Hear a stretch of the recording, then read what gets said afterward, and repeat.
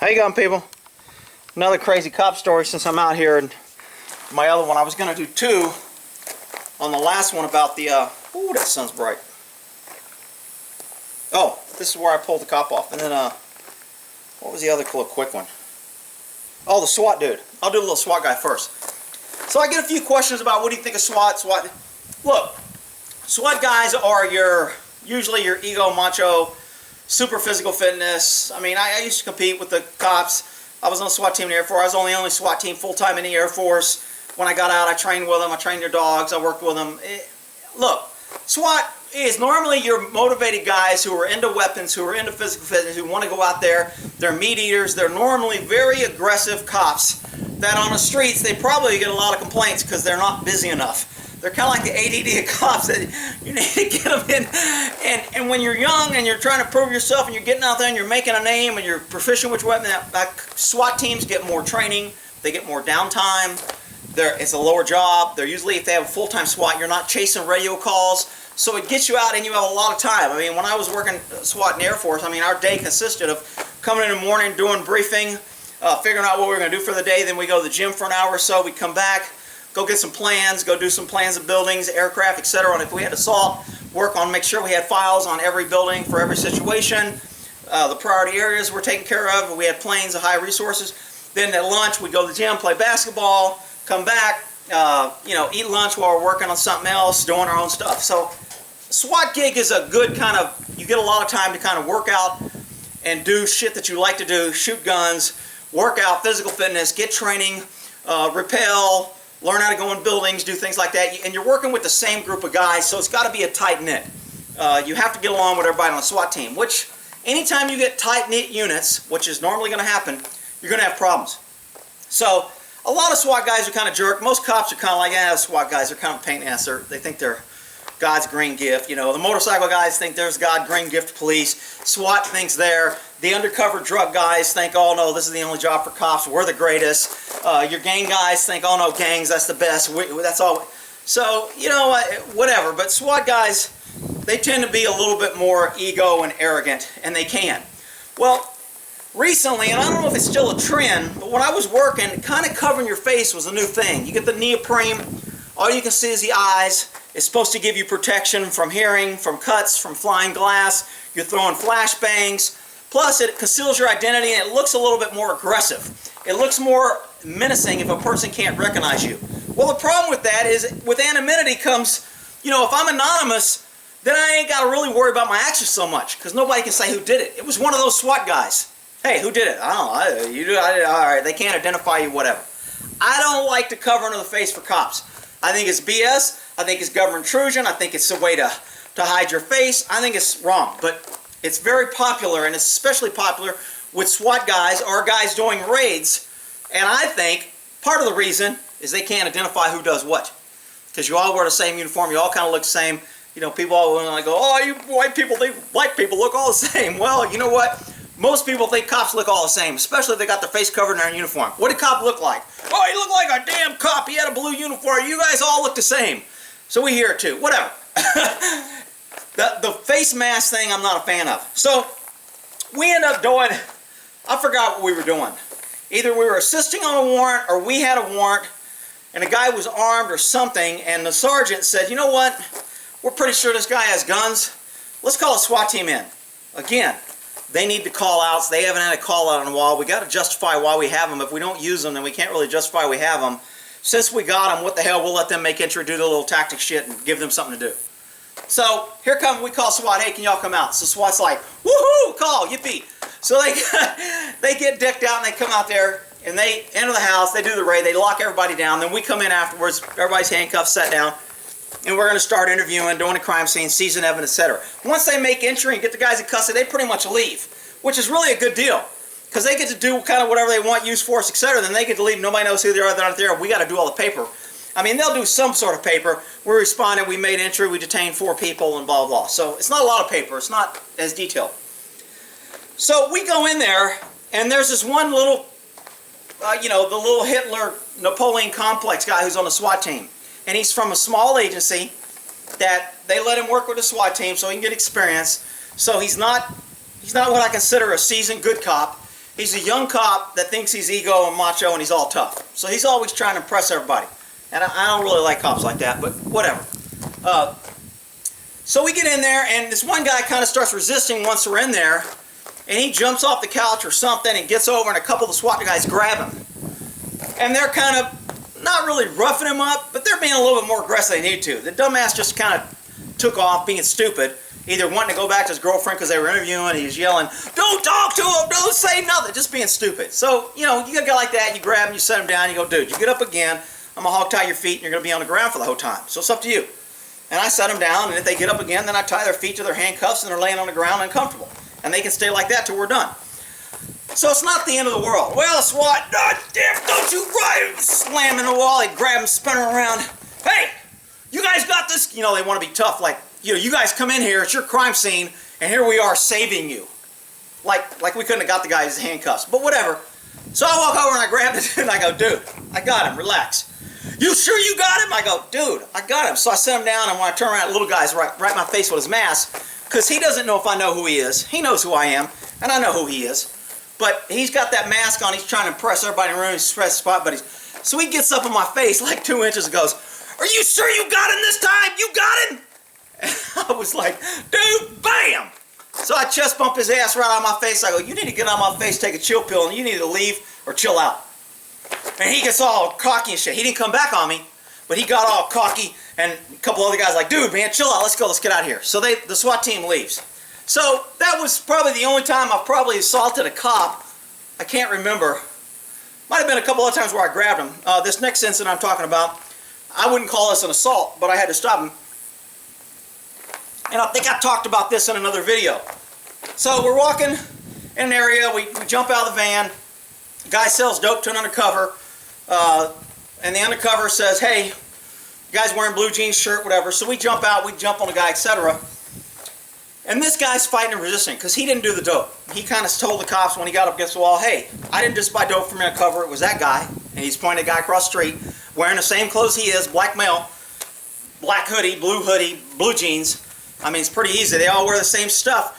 In the hood, wherever you're at, most of your guys are going to wear the same clothes, so when they run, everybody looks the same. People go, "That's by accident," "Oh, it's gay." No, they wear the same stuff to confuse the cops and to confuse you, so they can change. The more clothes, you know, we stop people all the time with multiple layers of clothes. "Well, why do you have 3 layers of clothes on?" "Oh man, I'm just cold." Dude, it's freaking 90 degrees out here, you got 3 shirts on. What they're doing is they wear 3 shirts because they're about to do some crime, so they do the crime with bright orange numbers on their shirt. When they run, as soon as they get around the corner, they strip that first layer. They'll go a little bit further. If they get identified by the name, they'll strip that layer. They'll change hats. They'll get rid of their hat. They'll have 2 pairs of shorts on, and they'll ditch some shorts. We're looking for a guy with white shorts. Now I got gray shorts on because I ditched my white ones and I had gray underneath them. So people are going to be like, "Oh man, it's black male. Oh shit, he didn't have white shorts on. It's probably not our guy." So it confuses cops who aren't up with that kind of stuff. So this guy has the same, he probably was doing some other illegal stuff. I mean, I don't know, but the guy didn't deserve to get his ass whipped. But he did resist. So he gave the cops an opportunity to justify whipping his ass. So he arrests and he tells cops, "You need to get out of my face, I didn't buy dope, you got the wrong guy." Well, you don't say that to a lot of Vallejo cops without consequences. I mean, that city's a little... probably one of the most aggressive cities I've seen, where you have the most aggressive populace and you got the most aggressive cops. So he gets thrashed. "Don't freaking tell us no, show us your hands, give me your hands, get your hands out," on the ground. He tries to get up because he thinks he's being unlawfully detained. Is he? That's questionable. I mean, you know, the court's going to rule reasonable. You get out of the car, you just had an undercover give you a description, and there's 2 guys that match description. Since you don't know which one is what, it's reasonable to identify both of them and see which one has the dope. Well, if you go over to identify them and they go, "Fuck you, get out of my face," most courts are going to rule in the cop's favor, saying, "Hey, they have a reason to believe a crime was committed. They believe that you may be involved. There's only 2 of you. If you had just cooperated, they wouldn't beat your ass." Now, does that make it right they can beat your ass? No, and I'm not saying he should have got his ass beat, but I'm just trying to justify how the courts and other people are going to view this. Because he's hollering Rodney King, and those who don't know about Rodney King, you can look it up. But right after Rodney King incident in L.A., anytime you touched a black person, they were yelling Rodney King, Rodney King. Kind of like now they're yelling hands up, even though the guy never threw his hands up. He beat the shit out of the cop. He should have been shot and killed, but because everybody's yelling he had his hands up, there's idiots out there that actually believe he had his hands up. Even though the cop wasn't committed, he wasn't charged, he was cleared by the grand jury, he was cleared by the agency, he was cleared by the feds. Everybody cleared him because all the evidence was he was beat up, and there was videos of him beating him up, and there was black witnesses that said, hey, that guy was attacking the cop. He didn't have his hands up, but they're still running around hands up, don't shoot. You got sport teams running hands up because once something gets going, it doesn't matter what the truth is, people just keep doing it. So everything was right at King there. So they get this guy on the ground, and there's probably 8 to 10 of us jumping out of the back of the van because we don't know what we're going to run into. When you buy dope, you may end up with a gun, he may run into a house, we may have to clear the house. We don't know what's going to happen. So you want to have enough of a force in that van when you're going to jump out on an undercover buy to take on pretty much whatever comes your way. So there's 8 or 10 of us in this van. As soon as he calls in, the driver says, hey, there's 2. There's one on the left and one on the right. You guys split up. So we had already had plans if we got split up what teams were. So we both kind of split up and went to each guy. Well, the guy who bought the dope didn't resist. He kind of just went to the ground, they handcuffed, they were done. So some of the guys from that team came across the street to help with our guy who didn't buy the dope but wasn't complying. Was still saying fuck you and kind of trying to get up. So you have 4 cops on this guy. 1 on each arm, 1 on each leg. And you got this other big macho cop pumping out, steroids using probably, thinking he's this. Every incident he's got to come in, got to be the tough guy. And again, I didn't really like him either, but he was kind of respected in the department. Everybody thought he was cool. You could depend on him if you were in trouble. So he had props and everybody kind of liked him. I kind of thought he was a dick, but whatever. So he comes over and the guy's on there, motherfucker, stop resisting. And they got 4 guys holding this guy down. The guy's on the ground. So he does a knee drop on the guy's back and then does it on the neck. Go, stop resisting, motherfucker. Then he's kneeling. And I'm like, dude, after about the 2nd or 3rd one, I was just standing by, and there was a lot of people standing by, and I'm just like, dude, they got him. He's like, oh, and he's all into it. So I grab him by the back of the belt, and I pull him off, and I spin him around. And he's probably twice my size. He's a big dude. But I don't care. I think big guys that act like that are pussies. That's why they're acting like that. But anyway, I pull him off, and he turns around to me and comes to me like, and gets in my face, and I'm like, dude, there's 4 people. They got him. And he's like, God damn it! And he storms off. Well, I'm thinking I did the right thing. I'm okay with what I did. I get called in by a sergeant thinking they're going to say, hey, what happened? Sergeant calls me and goes, hey, he's going to call you in on this incident. And if you say this guy used too much force, you're going to get a snitch jacket. And you're probably not going to cover, and you better, you know. So he gives me this talking. He was a good sergeant. He wasn't saying he agreed with it. He was just telling me, dude, you're kind of deciding your career on whether or not you get cover or how your future is going to go in this agency if you kind of rat out this guy and say he used too much force. And I was like, Sarge, I forgot his name, Ben or something. I was like, Ben, there was 4 freaking guys holding him down. This guy was out of control. He's jumping on his back. He was being a fucking dick. And he's like, look, I'm not saying who's right or wrong. I don't want to get involved. Don't give me a statement. I don't want to have to hear a repeat because I'm not interviewing you. I'm just telling you, if you do this is why I go, well, okay. I said, if it wasn't used force, what the hell else was it? So he kind of fed me the company line answer. He's like, well, he goes, the other cops are going to say he kept moving his arms and he was trying to reach for something. And he goes, do you know if the guy was armed? I go, no. I said, they didn't find anything afterwards. I said, I had to transport him to the hospital for medical aid. And I said, he's yelling right at Keen when I bring him in. But I said, I'm the one that freaking protected his ass. He goes, well, at the time, you didn't know he had weapons, right? And I go, no. And he goes, was the guy totally not compliant? Did he put his hands behind his back and say, no problem? I said, no, he was a no person. He said, fuck you, don't fuck with me, I didn't buy your dope. He goes, okay, so you got a no person, he belongs on the ground. Per our use force policy, they took him to the ground. He still failed to comply, he didn't put his hands back. As long as he's resisting, and the 4 officers obviously couldn't handcuff him because they didn't have him handcuffed. He goes, when he jumped on his back, was he handcuffed? I said, no. He goes, well, if he wasn't handcuffed, then he wasn't complying, so the situation wasn't in control. So it's going to be made that you jumped the gun and might have jeopardized officer safety by stopping an officer before the suspect was contained. So he goes, I'm just telling you how this can turn out. It's your decision on what you say. And I was like, you got to be freaking shitting me. Are you serious? And, you know, I mean, he's right. Unfortunately, you know, if cops stand up, and it's called jumping on the sword, you know, or everybody has a golden bullet. If you jump on your sword or you use your one golden bullet for one incident, you're pretty much done. You can't use that again. So let's say I'd have went, no, he did it, he was wrong, I'm standing by my gun, this is it. Well, that's it.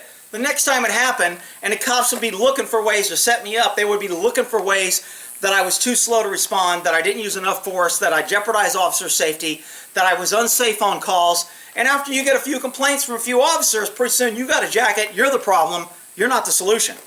So, I don't remember, I can't remember if IA called me in or if another sergeant from IA kind of approached me on the side and says, hey, do you want to make a complaint on this guy? I don't remember how I went down. I went, look, I said, I thought it was a little aggressive. I said, I talked to Sarge. The Sarge was right. He wasn't in cuffs. They did not have him under control when the guy did it. So, you know, maybe I shouldn't have pulled him off when I did, but I thought at that time it was a little over use of force, but, you know, I could have been wrong. He goes, okay, you don't want to make a complaint? I go, no, I don't want to make a complaint. So that was the end of it. So I kind of think that's how it went down. It went down something like that. I don't remember if they called me or whatever, but it was pretty much low-keyed. And even if I would have made a complaint, I really got no leg to stand on. I'm going to say, my statement would have been, this cop was out of control. He jumped on him. They had 4 guys holding him on the ground. The guy was obviously in control. And they came back. Do you know if he had weapons? Was he compliant? Was he a no person? Was he handcuffed?